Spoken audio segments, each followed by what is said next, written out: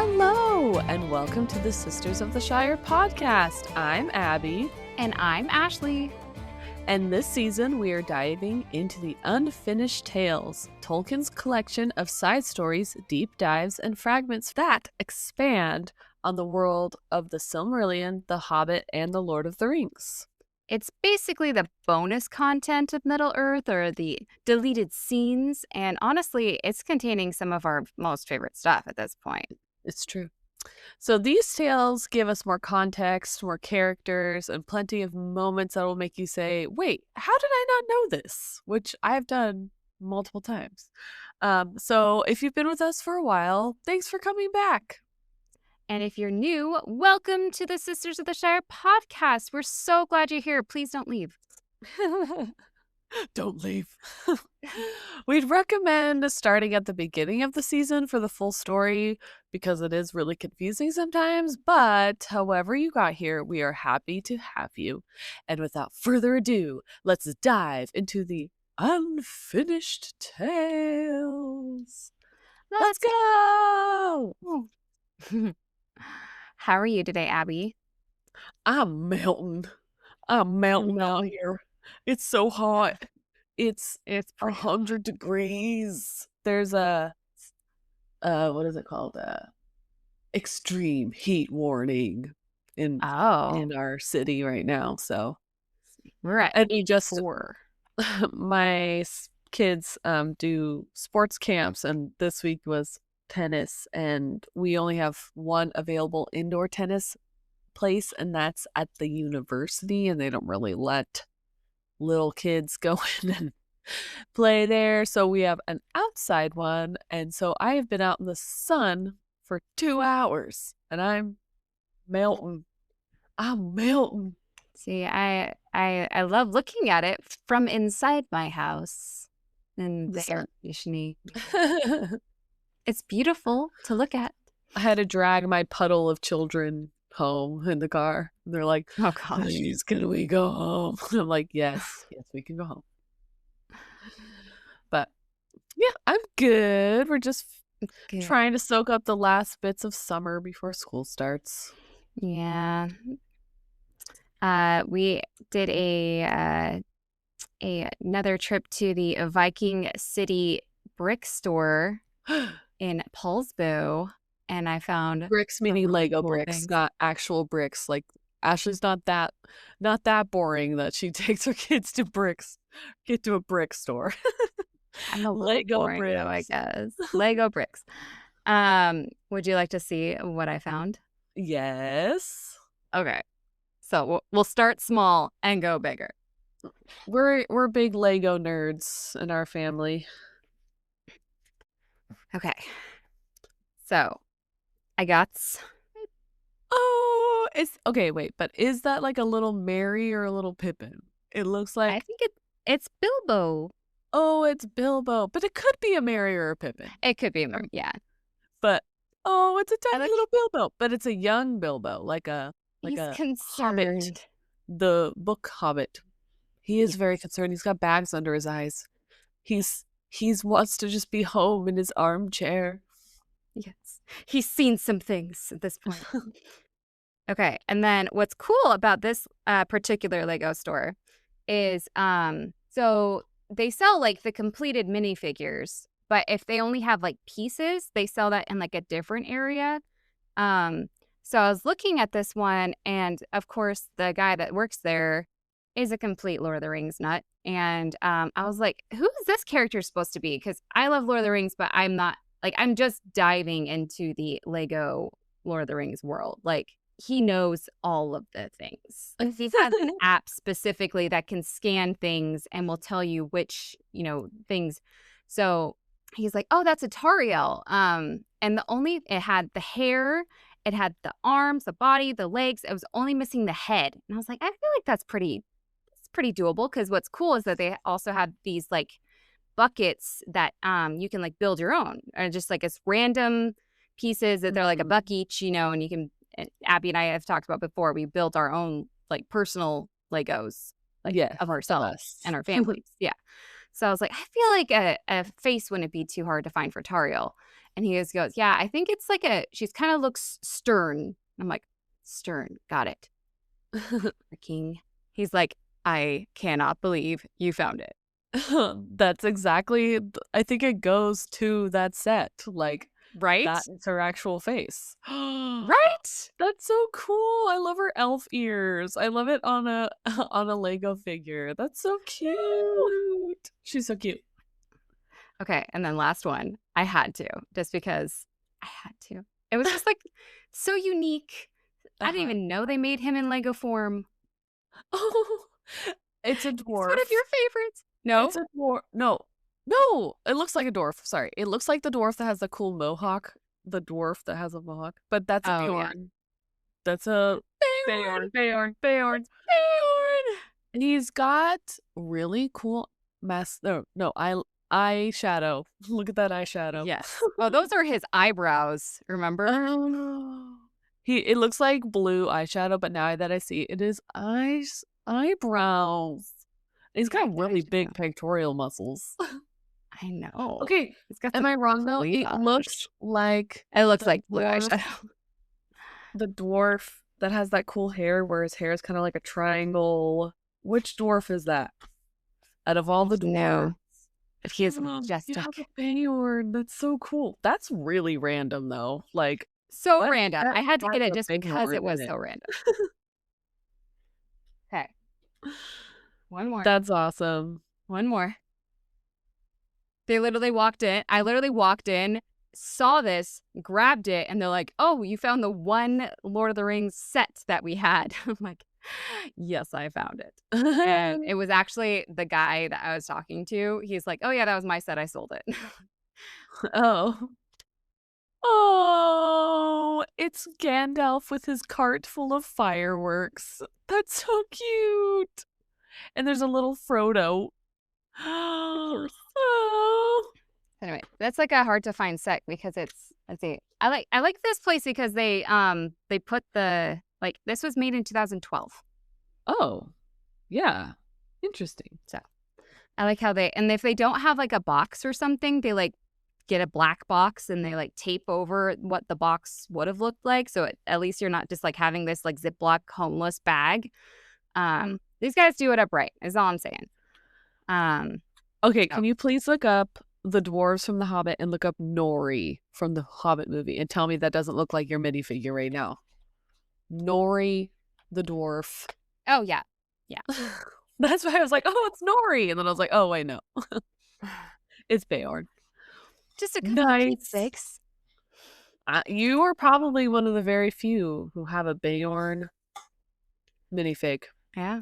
If you have one, you know what would have been really cool though? If he was included, that you could change out that he has a bear head. Oh my gosh, that would be cool. Like you could change it out so it looks like he's like has a bear head. That would be cool. Yes. So those are my fun finds the weekend. That's so fun. Yeah. Highly recommend this store if you're ever in Paulsbo. Lego, if you ever want to support us, we love you. We love you, Lego. Okay, so I know we're both kind of stalling to not do this, but we need to do it because it is a good thing, Abby. It's a great thing. Good thing. We're not sad that it's happening. We're just kind of like the pipes are a little rusty in the old singing department. Yes, because we're going to be singing, which means we got a new patron on our Patreon. I did it. Oh, so exciting. So exciting. First of all, thank you. We're so happy you're here and joining us and supporting us. We are so grateful for all of our patrons on Patreon. And we are very happy you're here and you love us. She likes us. She really likes us. Okay, now we had a debate about how to say your name, and we apologize to the bottom of our butts, our hearts, of all of the butts and hearts, if we say it wrong. We're only human. And you know what? The non-humans, the robots weren't helping us either because we asked like, hey, how would you pronounce this? They're like, well, some people pronounce it like this and other people pronounce it like this. And we're like, that's not helping. Yeah. So we apologize. So Ashley asked me off the cuff how I thought it was pronounced. It's Avri. So I said Aubrey. And I said, but I thought it was Avery. Yes. And then what was the other? What if you sing yours with Avery and then I sing mine Yes. with Aubrey, and then we can I like it. double our bets here and see who like at I least like half the it. song would be right. And then they write back, it's actually not even close. Like Yeah. It's Avery. it's Or what was the other? What was the third pronunciation that you came up with too? So Avery, Aubrey, Avery, and average. Avery. Yeah.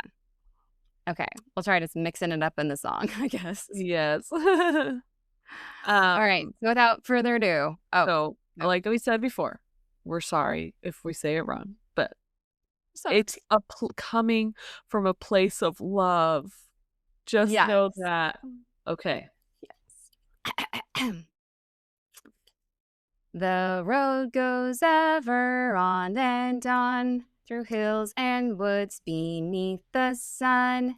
Avery, now you join the quest. With you, our group is truly blessed. Victoria's light still leads the way. Dan and Tom bring joy each day, and Kevin's strength so brave and true now shines along with Avery too. Oh, you stole mine. No, yours is awe. Aubrey. You said Avery. Yeah, I Okay. said Avery and Avery. Okay. Now We're you getting all do. three. We're getting all three. Yes, we're getting all three. Yes, see, I was trying. Because I think you only say it once. Through starlit nights and morning bright, we'll share our tales by firelight. With all of you, our song will soar, together, friends forevermore. The road goes ever on and on. With friends like you, our bond is strong. Oh, come on. I have to. Dan. Okay. Dan, Tom, Kevin, Victoria, and Aubrey.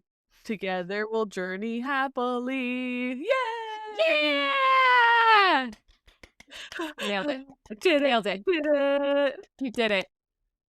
You had me all rapping on one part, trying to get all those names in there. Sorry. To be If fair, it was if our Patreon list gets longer, it's gonna be like we're gonna have to do one it's whole. gonna be like the side effect people on the drug commercials. Yeah. Exactly. Well, thank you, Avery, Aubrey. Aubrey, whichever you want to be. Yes. Thank you so much for joining our Patreon. We're so grateful. It really, really helps us out. You have no idea. Does. And thank really you does. to our already fellowship for hanging in there and sticking with us. We love you guys. Yes. It's been fun having you here. Yes. If you want to have us sing to you, because you know you want it so badly. Join us on a episode like we've done. Oh yeah. Or we sometimes like mail stuff when like Abby. Which I am mailing it out hopefully tomorrow because I'm missing a piece for we made something fun for you guys and I just needed one extra piece and then it will get here today hopefully so I can mail it out tomorrow.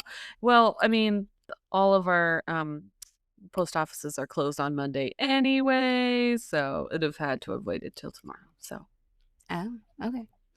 Well, so many cool things that can come with being a patron on our Patreon. You can go to patreon.com/Sisters of the Shire podcast. You can be an elf friend of the Shire, like our friends Tom, Kevin, Victoria, and now Avery. Or you could be like Dan and be awesome, who is a dwarf friend of the Shire. And, you know, there's still a spot open for a man-woman friend of the Shire as well. So that could be you. That could be you. Yes. We're grateful for all of you and we love you all equally. We're not picking favorites. Uh-huh. Just kidding. All right. Well, how about we get to some touring because it's been a while. How much Hmm. do you remember of our last Turin episode? Um, I remember that. Uh, oh, it was all about his mom this episode, the last episode, Hmm. where she was like, "Where's my baby boy? I'm gonna find him." And she was like really upset, and she was like, no one can talk her down from like going on this quest to find Turin because she had heard that there had been like some, awful things happening where Turin was, and then that his name had been dropped a few times of like, oh, some say he's dead, some say he's, blah blah blah. She's just hearing Turn all to these like, stone. yeah, rumors. And so she's like, as any good mother would, which still on the fence about her, but she's proving that she actually likes her children sometimes. And she was like, I'm going to go find Turin. I need to bring him home. I don't know where he is, so I'm just gonna go. I'm just gonna start walking. And King Thingol was like, "Hey, you know what? That's probably not a good idea." And she's like, "I'm gonna do it anyway." He's like, "Yeah, I know you will." And so, without her knowing, really, he sent some elf like scout uh, Sure. soldiers to go Yep. follow her, and literally like on the first there he's like, don't interact with her, just like make sure she's safe and like just follow her in the shadows and like not be seen. And literally probably it's like in my brain it's like in the first hour she already tries to like kill herself doing something dumb, and they're like, no, no, no, no, no, no, no, like like they were trying to be sneaky about it, but then they had to come in and save her at the last minute. And now they're going to help, and then she realizes that one of the elf helpers looks funny, and she finds out it's her own daughter who snuck away and tried to be a soldier so she can go help her mom find her brother because she didn't want to be left at home, because surprise surprise she's a headstrong girl, maybe like her mom. So uh they fought about it for a while, and then finally she's like, you know what, fine, you're not gonna listen to me anyway, you're gonna stay on and we're gonna go find Turin.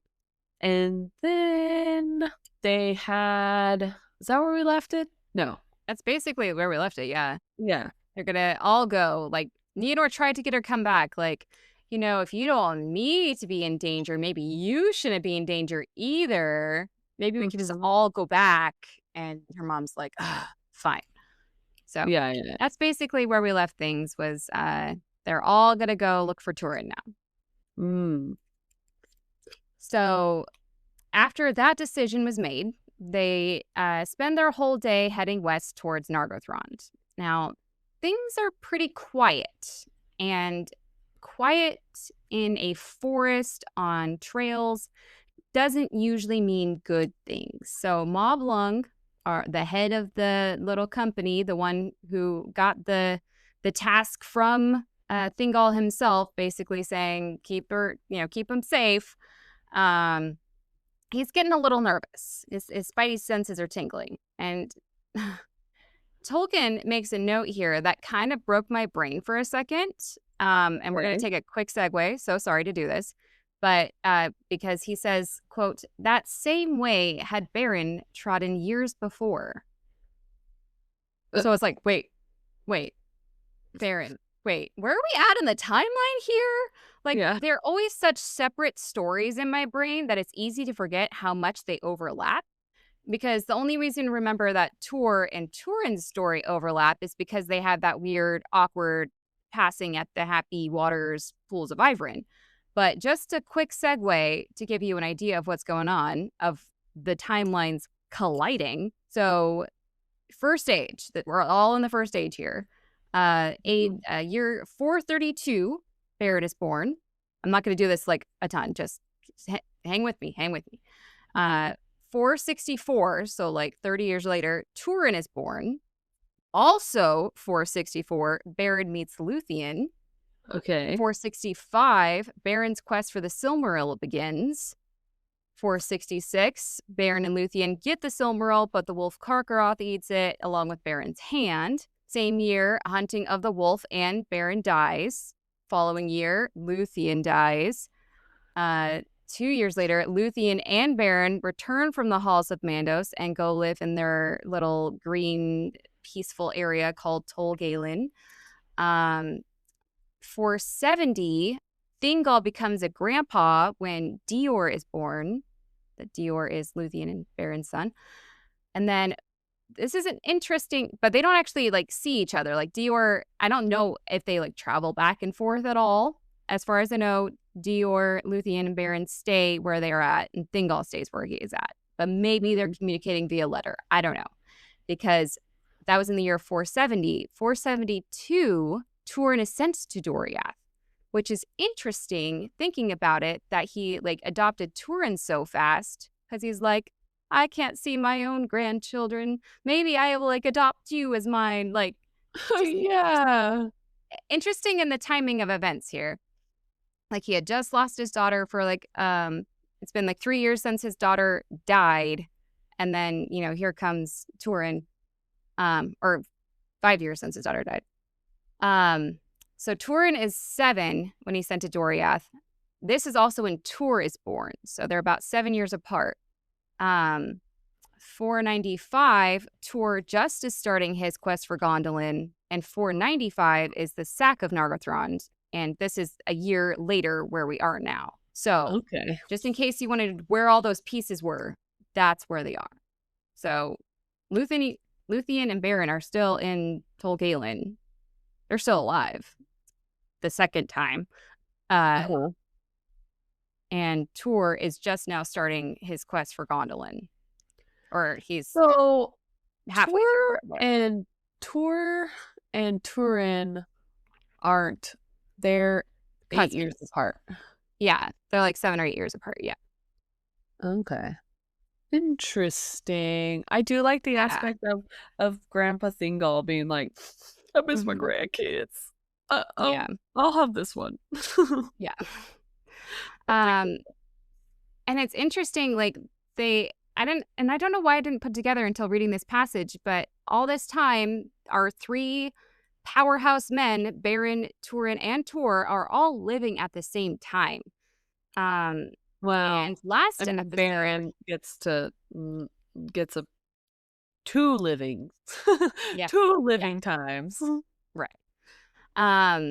And last episode, when I quoted Mablung, I don't know why I didn't put 2 and 2 together. When he was talking about dreading this errand, referring to taking care of Morwen and Nienor, dreading that errand more than hunting of the wolf, referring to Karkaroth. Like he would rather hunt down a murderous, rampaging wolf than deal with these 2 women. Can that be your go-to when you like don't want to do something? You're like, ugh. I'd rather be hunting the wolf or something like that. Like, yeah. Only you would. Nate's like, what? And that's how he is already known by his name, Mablung of the Heavy Hand, because he's already butterfingered the Silmaril. No. So, yeah. So anyways, Mablung is in the same forest that Beren had once been through. Now he's traveling with Morwen, Nienor, and a company of elves. So that's, sorry for the segue, but I just thought that was a cool thought. Interesting. Yeah. So you think they're so far apart when you think about it, but really they're not. Exactly. They're like happening at the same time. time. Exactly. It wasn't that long ago. So Mablung is nervous at how quiet the forest is and how close he knows the orcs must be. Wait. Can you say, it's quiet. Too quiet. Yes. Or you could pull a Star Wars. I got a bad feeling about this. Yeah. In fact, Mablung is so worried when they camp for the night, they don't make a fire or have any light.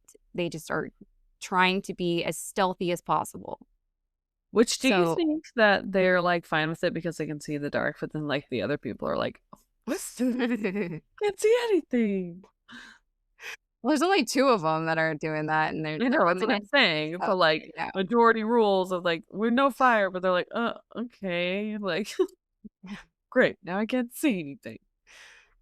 So they travel like this for 2 days, and Mablung is just getting more and more anxious. The third day comes along, and they come to a great plain close to the river Narog. And it, quote, he begged Morwen to go no further, but she laughed and said, you will be glad soon to be rid of us, as is likely enough, but you must endure us a little longer. We are come too near now to turn back in fear. Oh, she's not being helpful.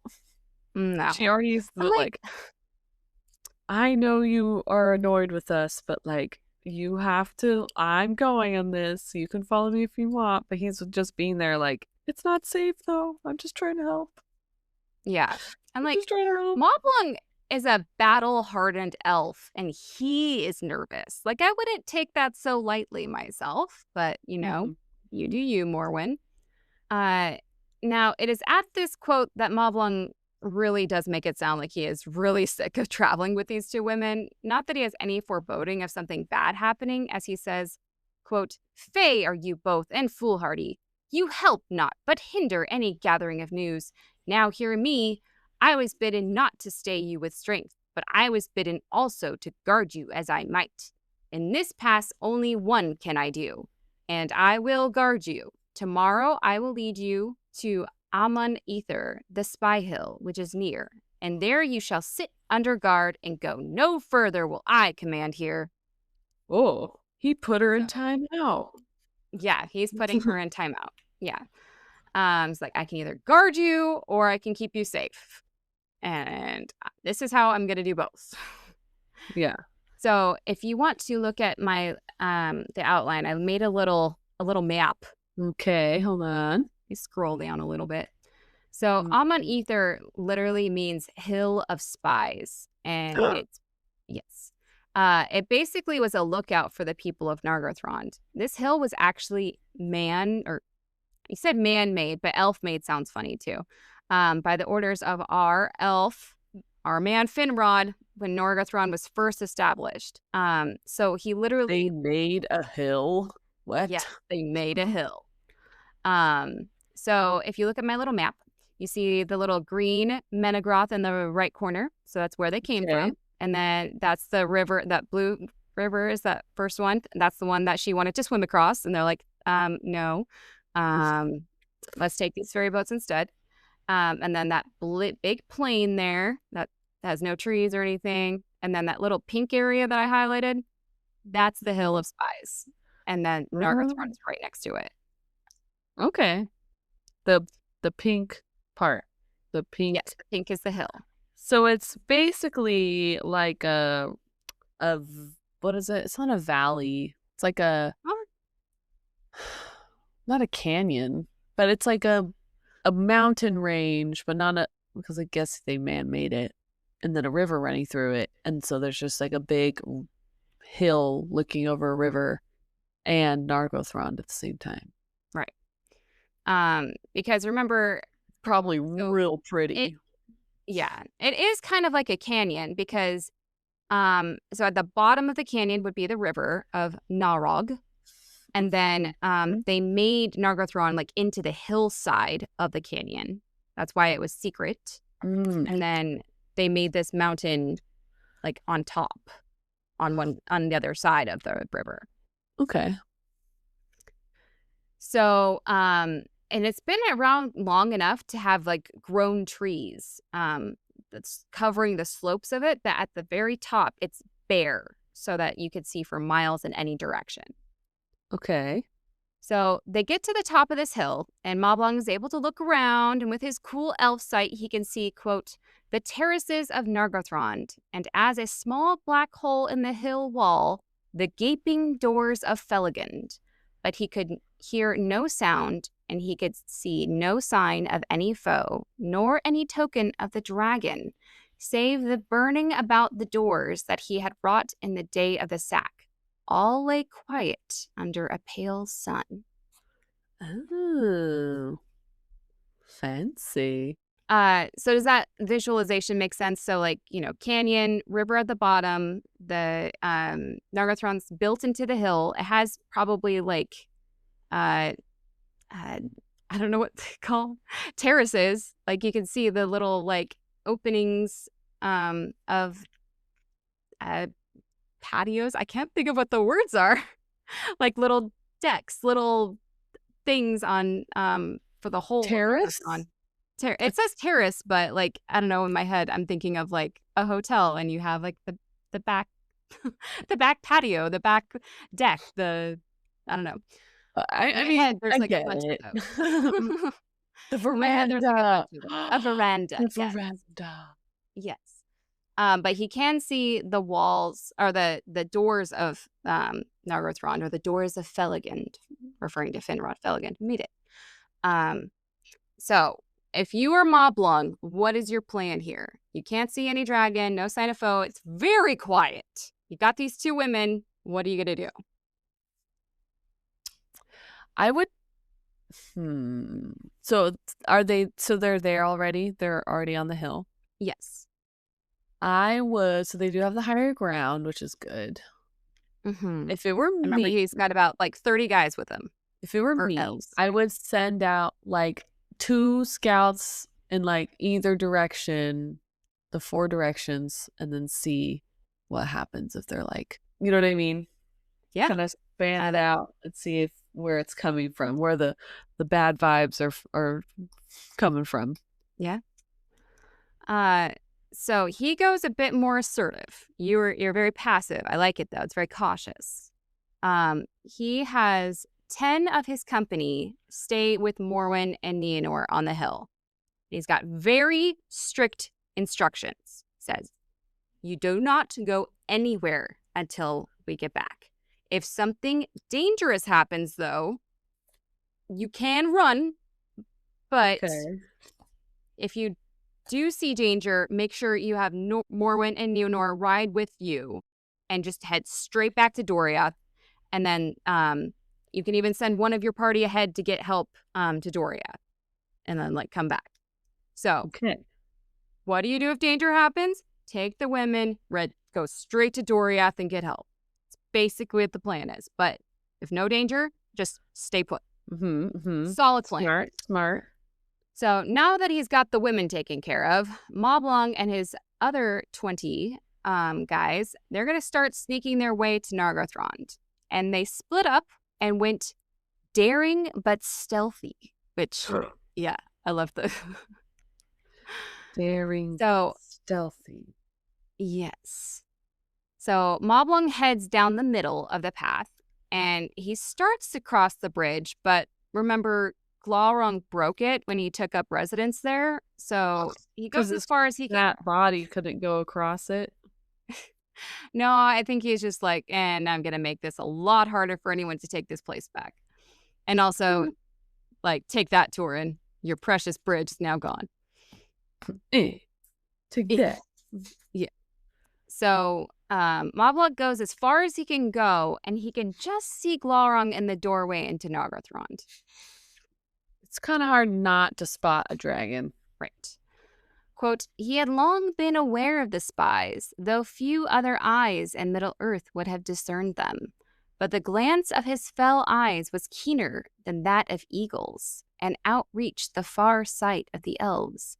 And indeed he knew also that some remained behind and sat upon the bare top of Amon Ether. So the dragon, like, already knew that they were coming?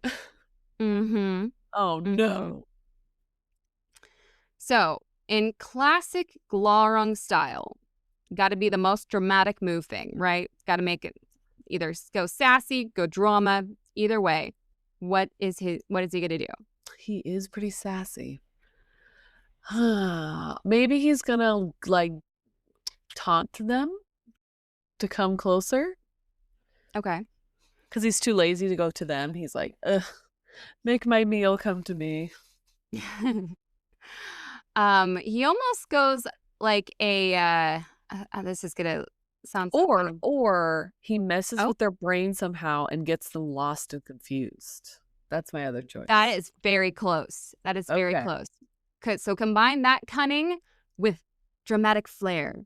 So he starts off like a rock concert, and he has to create a distraction. But with rock concerts, they do it for looking cool, with like Hmm. dry ice and like mist and stuff because he's gonna do it another Flamethrowers. way. Kind of.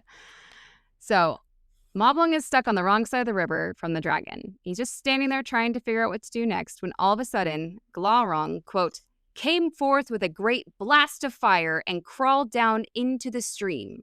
Oh, so you just like announced his presence, like Uh-huh. just fireball. Okay, okay. So it's funny, to Mablung, when he's describing the river, he's describing it as foaming and roaring. It's like a strong, intense river. But to Glaurung, it is but a mere stream. Yeah, this puddle, this puddly Puddle. So Glaurung, being a dragon, is hot, and him putting himself in the water like this immediately causes massive hissing and huge vapors to come off that both blind and repulse Mablung and his company, and it gives off a really bad smell. Huh. Gross. So, yes. So he's going for, like I said, like the rock concert when like they're like, trying to make it all misty and cool. So he has the flair for the drama, but he didn't know it would smell bad, I don't think. Oh, So, it's probably for like sulfur or something. Like, ugh. yeah. So most of the company just run for it, and they try to make their way back towards Amon Ethel. Moblung, however, hid behind a rock and stayed quiet. Quote, for it seemed to him that he had an errand yet to do. It's like, I still need to figure out what's wrong with Turin, where Turin is. So he's like, I still have to do He's it. blind Thing right you now. told me. He just can't see anything. It's just all like misty and foggy. Okay. Yeah. I thought it like poison gassed his eyes or something. Oh, no. Sorry. Okay. I mean, it smells real bad, but yeah, it's more the fog and thing is blinding his vision, not actually hurting his eyes. No. So Mablung now has evidence that at least the rumor about a dragon taking over Nargothrond is true, but he still doesn't know what happened to Turin, so he's got to stay and stick it out. Quote, in the stoutness of his heart, therefore, he purposed to cross the river as soon as Glaurung was gone and search the halls of Felagund. With stoutness of heart. I know. Now, you might say if Glaurung is gone, then what about Morwen and Nienor? But remember, Mablung gave very clear instructions about what to do if danger was coming. He even believed that given the dragon's appearance that they were already racing towards Doriath. Like, okay, we had a plan. They're going to stick to the plan. So Glaurung leaves, quote, swiftly, for he was a mighty worm, yet lithe. Ooh. Do you And think go ahead. in my brain, I don't know if this is gonna happen. So he's like seeing the dragon happen and all this. And then from a voice to the next to him is like, oh my gosh, that was crazy. And then he looks over and it's like Morwen. And he's like, what the? I said, come on. That's not what that doesn't happen, but that would be really funny. Yeah. No, it'd just be Nienor, just like, Yeah. Whoa, how's that it was going? crazy. So I told you to go. Mablung, so as Glaurung leaves, Mablung makes his way across the dangerously strong River Narog. So Mablung is risking his life for the sake of the mission, trusting his soldiers are, taking care of the women, and, they're fleeing back towards Doriath. Everything is going great. But when they see the dragon appear, not all goes according to plan. We didn't sign up for no dragon. Yeah. The elves do immediately get Morwen and Nienor on their horses, quote, without debate. So, Morwen and Nienor weren't gonna, put up a fight with this one. But that blinding and smelly steam fog makes their way towards them, and it freaks their horses out. It's kind of like That wasn't part of the plan. vapors from like bleach, or like hurts your eyes and like. Ooh, or I'm thinking of like Yellowstone. Oh yeah. Like that one Geyser. the prismatic prismatic, oh my gosh, prismatic Geyser. It's like a big geyser though. It's like you are walking on the boardwalk like around it for like a Which while. they need better fences for that. Oh my gosh, the anxiety. Yeah. But anyways, that's what I'm thinking. So it's freaking their horses out. And that wasn't part of the plan. And that wasn't put in the instruction manual. So, quote, the guards were dispersed and were dashed against trees to great hurt, or sought vainly one for another. The neighing of the horses and the cries of the riders came to the ears of Glaurung, and he was well pleased. That's an evil dragon. I know. I said, insert evil laugh here. Yeah. Now, one of the elves happens to get a glimpse of Morwen, quote, a gray wraith upon a mad steed. And Morwen's crying for Nienor, but she immediately vanishes into the mist and no one saw her again. Now, Nienor's horse, instead of running wild, just throws her to the ground. Miraculously, she isn't hurt, but when she gets up, she finds herself completely alone. She can't see anyone or anything. No mom, elves, horses, nothing.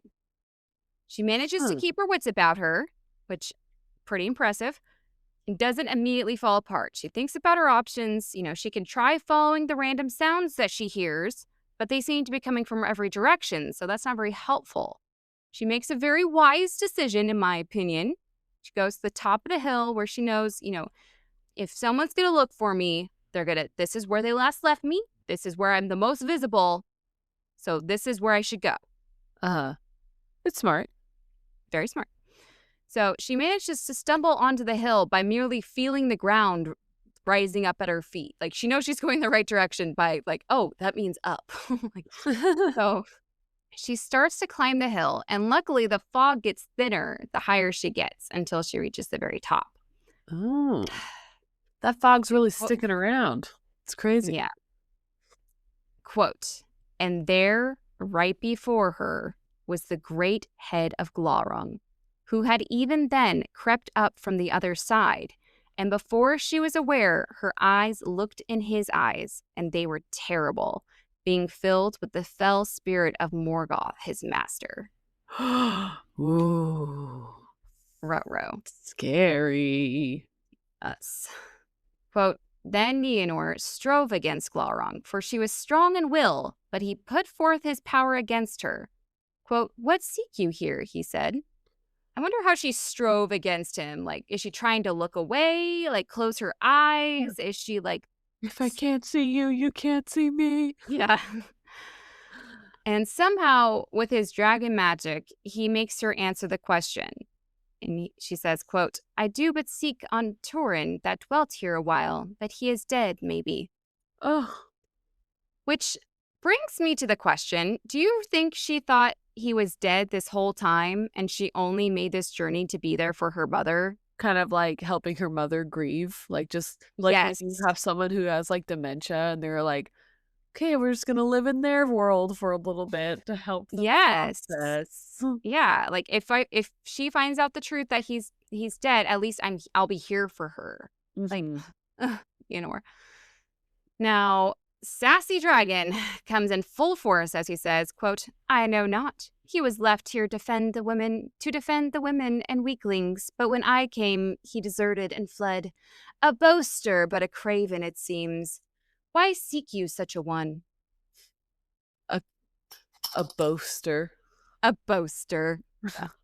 And why would he just let Turin flee? Like, this dragon is just so much full of misinformation for Nienor, but it's like, but how would you know that? But she might not be under his magic too much, as she replies, quote, you lie. The children of Hurin at least are not craven. Craven, we fear you not. Ooh. Now, I wonder how much she knows about Turin to say such a thing about her brother. Or was it something maybe her mother instilled in her? Like, does she know Turin is brave? And has she heard of this dragon before? No. Just other than a dragon. Like, she doesn't know that it's magical, I don't think. Okay. Now, Nienor made a fatal mistake here. Maybe not as fatal as taking off a magical protective helmet, but pretty bad. She said we. She admitted being of the children of Hurin. Uh-oh. Ruh-roh. Ruh-roh. Quote, then you are fools, both you and your brother, and your boast shall be made in vain, for I am Glaurung. Oh, do you think like the ground shook when he said it? Oh, yeah.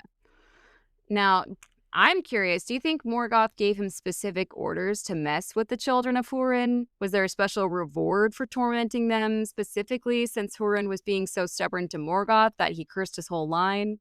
Like, if you see any of those Hurin folk, mess them up. You get an extra steak for dinner if you get Yes. both. Because that's exactly what Glaurung was about to do. Quote, then he drew her eyes unto his, and her will swooned, and it seemed to her that the sun sickened, and all became dim about her, and slowly a great darkness drew on her, and in that darkness there was emptiness. She knew nothing, and heard nothing, and remembered nothing. Oh no. Yes. So we're going to go back to Mablung, who's been looking around Nargothrond for any sign of Turin, despite how smelly the dragon left things, because Tolkien really wants the reader to understand that dragon smell, okay? He mentions it multiple times in this section. He just wants you to know. Do you think it's something that he remembers most from the war? Like he has more smell memory? Sulfur, yeah. Yeah. That's a good point. So Mablung looks around for as long as he can hold his breath, basically. That's what I imagine. But eventually, he's worried that Glaurung's going to come back, understandably. So he makes his way out of the main entrance and looks to Alman Ether, and he does not like what he sees. Quote, away beneath Alman Ether he descried, as it seemed, the evil shape of the dragon. Oh, crap, that's where I left the women! Oh, no! But his only way across is to cross that really strong and dangerous river again, which he does, but it's even more dangerous this time because he's like rushing out of fear. Oh, poor guy. He like went to go do something on one side and he's like, okay, the women are safe. Then he turns around and like, oh no. Then he has to go back again. He's trying so hard. So Mablung just manages to reach the other side of the river and hide when Glaurung arrives before the river. Quote, but he was slow now and stealthy, for all the fires in him were burned low. Great power had gone out of him, and he would rest and sleep in the dark. Thus he writhed through the water and slunk up to the doors like a huge snake, ashen gray, sliming the ground with his belly. Oh, so he put himself out by going in water, maybe? Maybe. So like, yeah, was it the water dousing his power? Did he use more fire than it sounded like that wore him out? Was it the using his magic on Nienor? Or is he just like really out of shape? He just really out of shape from sleeping around Nargothrond all the time. Have you seen the Dungeons and Dragons movie that just came out with Chris Pine? I have not. Oh my gosh, you and Lizzie would love it. My kids really like it. It's really fun. Anyway, there's a dragon and it like busts through a wall and it's been like in its like lair for so long that it's like chubby. And the adventurers are like, that's one chubby dragon. And they're like, where's his horn? Did he eat it? Like they were just like making fun of him like the whole time.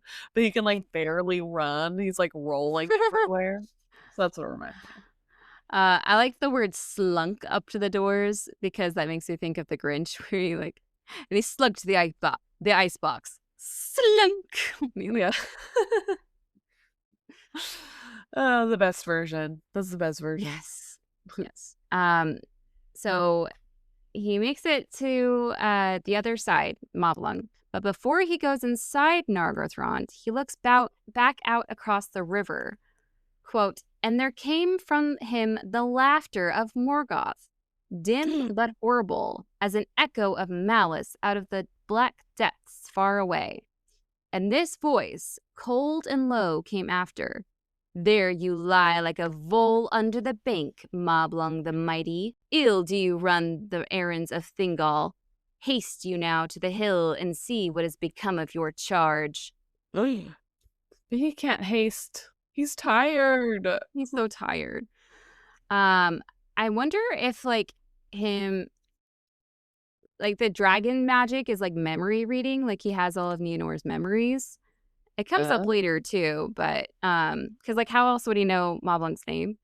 Um, Poor He Moblung can though being called see out like into that. their head, like he can Yeah. see their thoughts and stuff. Oh. hmm Is there any possible to come back to that though? Uh, like I'm not a vole. Oh. Like I was Well, just trying to hide. yeah. I did have the robots come up with a few comebacks. Let me know which one's your favorite. Better a vole in hiding than a worm that poisons all it touches. You may scorch the hilltop, Glaurung, but you'll never rise above the filth you crawl in. I thought that'd be Bum, bum, bum. or this one. Ah, the worm speaks of errands. What errands did you run when Morgoth called? Or do you still lick his boots like the lapdog you are? Oh. Okay, and then one more. Sorry, I had fun with this. How proud you are, wallowing in smoke and ash. Shall I fetch you a crown to go with your tantrum? It's like a group, like, on the side, like, oh. Anyways, Moblung doesn't actually give a comeback, as Glaurung doesn't really wait for one. He just kind of turns around and goes into the entrance to his lair. Moblung, freaking out even more now, I'm sure. I'm sure going through all the different scenarios in his head, maybe like reprimands for his company at not following his very specific orders. He rushes up the hill, he reaches the top. Quote, he saw there standing dark and still, a figure as it were an image of stone. Oh no. So this is, of course, Nienor, and she cannot hear anything Moblung says to her, and she doesn't speak a word. He takes her hand, and somehow he gets her to follow him, but only if she's holding his hand. If she lets go, she doesn't move. Now Moblung's like, "What the heck happened to her?" I'm sorry, the And then mental image of also, that, of him having to hold her hand and, like, walk with her is very adorable. yes, Moblung doesn't get enough credit, you guys. Um, And so he's like trying to figure out, like, he can't ask her what happened to Morwen and the other members of his company. There's no sign of anyone. But he's only left with one choice, and that's just the two of them going alone, and they head back east toward Doriath. Quote, thus they passed away, walking like dreamers out into the night shadowed plain. And when morning returned, Nienor stumbled and fell and lay still, and Moblung sat beside her in despair. Oh. Oh. And then, poor Moblung, he just loses it. And why not? It's not like Nienor or anyone else can hear him. He just unloads to the world, and he says, quote, not for nothing did I dread this errand, for it will be my last, it seems. With this unlucky child of men I shall perish in the wilderness, and my name shall be held in scorn in Doriath. If any tidings indeed are ever heard of our fate, all else doubtless are slain, and she alone spared, but not in mercy. Oh gosh. Oh I no, he's knew this really was a going through bad idea. he's really going through it. He's really He's going like, through I'm wet. I'm tired. it. That stupid dragon stinks and I can smell it still. It's on my clothes. They It's made like fun of campfire me smoke. for hiding. Yeah. It's like campfire smoke. It's like my hair stinks. Oh my gosh. Poor guy. He was trying so hard. He was just trying to do what he was told to do. Mhm. Oh. And that's actually where I'm going to leave you, with a very sad, sad Moblung and a very terrified, I'm sure, Nienor. Oh gosh. What a sad way to end. Uh huh. This is a Turin Well, episode, so yeah, I guess. Well, thanks for joining us, everybody. Don't forget to follow us on at Instagram, Sisters of the Shire podcast. Big thank you to our patrons again: Dan, Tom, Kevin, Victoria, and now Avery. I'm betting the farm on Aubrey. Aubrey. Mhm. Okay. I in my head it's Avery. I don't know why. I'm betting the farm on Avery. Okay. And we actually have no world news. So that's all. That's all, Oh, folks. no. Well, I mean, we'll get them next time. Yes. Well, thanks for teaching me today the sad, sad story. You're welcome. As always for a Turin episode, right? Yeah. Well, until next time, I've been Ashley. And I've been Abby, and this has been the Sisters of the Shire podcast. And we're so happy you joined us today. And we hope you can join us next time. Bye. Bye.